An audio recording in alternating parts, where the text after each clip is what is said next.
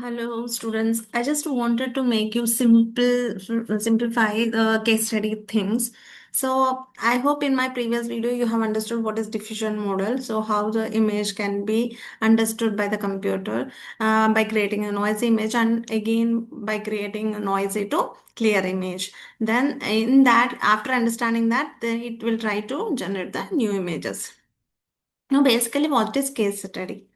For example, in this, generative AI is used. That means what? If a company requires advertisements or some art or digital media, then they will not depend on the person, but they want the generative AI to generate all those things. So for example, they will give a prompt like this: a city at sunset, then it has to then generate its own model. So how it has the sunset has to look and which city they want to include. So it itself tries to take the images and then generate an image. And while doing these concepts, there it will be referring that model will be trying to referring many data sets. That means many sunsets, and it will also be following some algorithms which are related to deep learning, neural networks. And CPU is not enough for that handling all this models. So GPUs we will go for, and cloud computing and databases, of course. So we will try to understand what are the major challenges. So for SL students, they need to take two challenges at least. So today I'll be explaining in detail for SL students how diffusion models and computational demands are into picture and ethical issues to be considered in this case study. Now, the diffusion model is nothing but as we have understood that noise will be there and the prediction will happen and then it refine the image and then the final image, new image will be generated. Now, the question can be asked, explain the multiple steps and CNS make the process computationally expensive. So you can explain why it is taking expensive because they'll be using the more hardware. They need GPUs instead of CPU. So in that way, it is computationally expensive. Suppose we want a golden retriever sitting in a garden. Then the model does not simply draw the dog, but it will first try to understand the random noise which is available there. And then model predicts what part of the noise should be removed. And then it will try to rough shape, then dog-like shape, then dogless garden, and detailed dog, and then final image will be generated. So these all things need process, and for this computational speed is required, for which we require more hardware.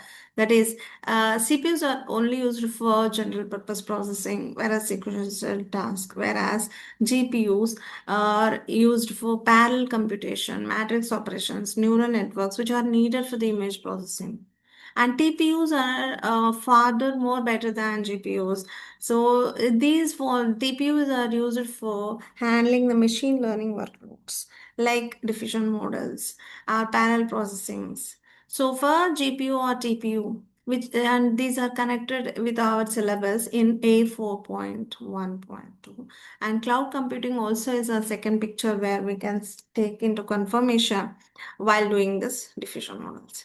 Now the question can be asked, explain why GPUs are more suitable than CPUs for training generative AI models. So GPU will be assisting us with the parallel processing and matrix operations, neural networks, and faster ML computation. This has to be the answer. And then diffusion, how the diffusion model can also be connected to cloud computing. So this can be another question. So instead of using the hardware, you can go for internet cloud provider where GPU servers will be online and they will be helping you to generate the AI model, generate an image. So this connects to the case study in computer fundamentals like cloud computing. What is cloud computing and what is distributed resources and what are the hardware and what is the processing power of that. And then we also will be getting so, what is the quality versus cost? Evaluate the things.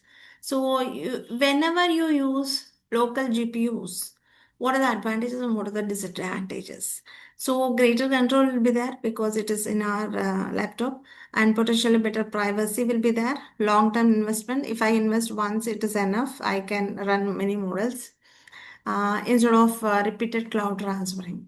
So expensive hardware, disadvantages, maintenance is required and electricity upgrades are required continuously. Whereas in cloud AI, it is scalable, no need to buy a large infrastructure, and it has more powerful GPUs than, without investing, easier deployment also. But the thing is, disadvantage is it has recurring costs because we have to pay for the cloud computing also, and network dependence is there. If the network is not good, then also it doesn't support. So data transfer to the third party, so there is a privacy issues.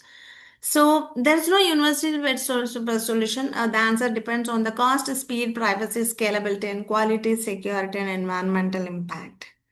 So this is how you have to write the evaluation answer for 5 marks or 3 marks. And now coming to diffusion models algorithms. So diffusion is not just a AI magic, it is an algorithm process where it will try to add represent the noises in the images and then predict the noise and remove predicted noises and check for the current representation. And this will be repeated again and again until it forms the final image.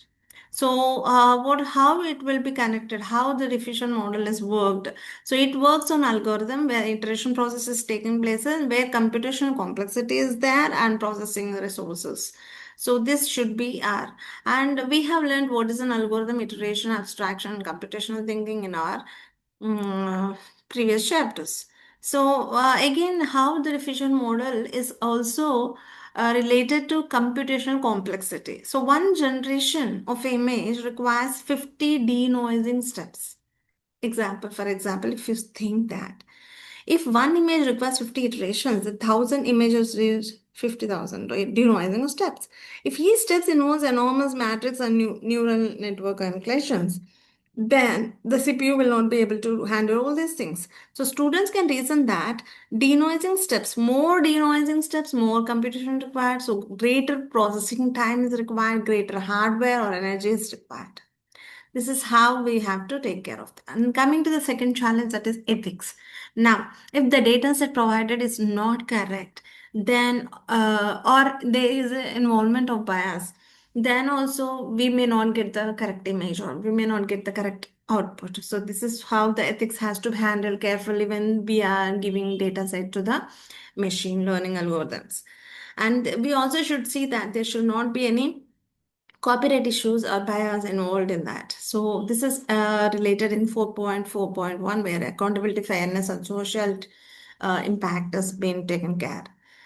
And also, we will be trying to connect with the databases. That is, data set is nothing but we will be handling all these things in the databases. So images will be kept in depending upon the category on copyright is available or not. So ethics can be handled by using a database also like this.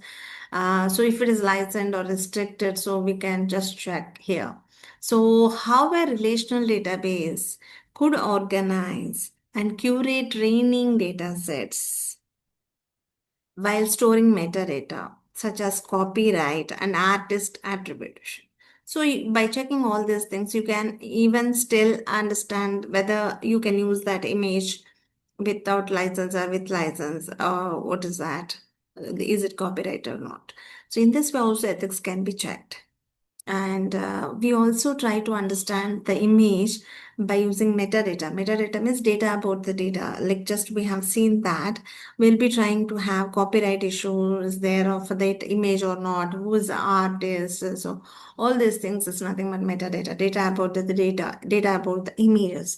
So we'll be trying to have possible tables like this, who is the artist, and his contact number also, and what is the image and who's the artist, and then copyright is there, license is there, permission is there, expiry date for that license if at all it is there. And you also should understand what is primary key here, what is foreign key here, what are the relationships, because in question they may ask how you will be handling all these things. So this gives students a real world context. Okay, so you will be trying to understand what is a relational database. Relational database means a table which has relation with other tables. I mean, what is a table? Like artist is one table which consists of details about the artist. So how this is related with image? because this artist has drawn the image. In this way, it is connected. Now, what is the common key to connect? Artist ID is the common key to connect these two tables, relate to these two tables. So here, this is a primary key, whereas this is a relational key, or I can say foreign key. So in this way, you can try to understand the relationships, data integrity. So what happens if we have a relationship between the two tables? So accurate information will be there, no repetition of data will be there. So according to the normalization, we'll be trying to understand those tables and all. And then in database also, are we legally allowed to use this image for training or not? So that information is retrieved by the copyright and license attributes here. So if that other copyright is yes and training permitted is no, then you can't use that image. So in this way you can even take care of this.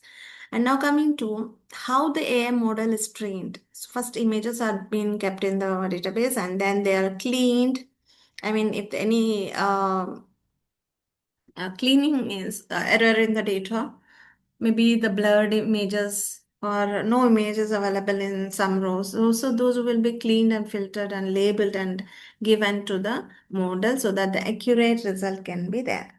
If I don't give the accurate result, what happens? If the data quality is not maintained, if it is blurred image, then the machine learning model also fails to give the proper output. For example, if the training data set consists of more of Western artwork, than other things. That means it is a bias.